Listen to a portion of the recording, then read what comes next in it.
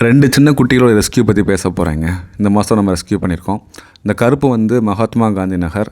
கழுத்தில் பேண்டு மாட்டி, குட்டியிலே இதை விட குட்டியாக இருக்கும்போது பேண்டு மாட்டி இந்த மாதிரி இறுகி போய் வீங்கியிருக்கு. இன்னொரு குட்டி வந்து வெள்ளை கலருங்க, கோசாக்குளம். இவளுக்கு பின்னாடி கால் ஃபிக்ஸ் ஆகிடுச்சு. ஸோ பின்னாடி சொல்கிறேங்க அதை பற்றி. இந்த கருப்பு குட்டிக்கு எனக்கு ஃபோன் பண்ணார், ஹாஸ்பிட்டலில் காமிக்கவா, நீங்கள் ரெஸ்க்யூ பண்ணிக்கிறீங்களான்னு. சரி, நான் நீங்கள் கொடுத்துருங்க, நான் பார்த்துக்கிறேன்னு சொன்னேன். நேராக ஹாஸ்பிட்டலில் கொண்டு போய் அந்த பேண்டை கட் பண்ணிவிட்டு, அது பார்த்தா பிளாஸ்டிக்குங்க. அப்போ தெரில, தூக்கும்போது தெரியல, ஏதோ ஒரு இது மாதிரி இருந்திருக்கு. கட் பண்ணி பார்க்கும்போது பிளாஸ்டிக்கு.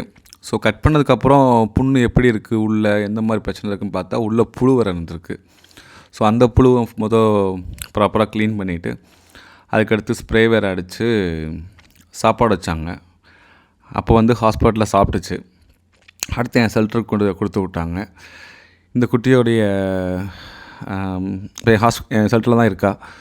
அடுத்து அந்த வெள்ளை குட்டிங்க, அவள் பாருங்கள், அந்த போன வாரம் கருத்தடை பண்ணப்போ போய் அங்கே டாக்டர்கிட்ட காமிக்கும் போது சுத்தமாக இப்படியே நடக்க முடியல, இழுத்தே தான் நடக்குது.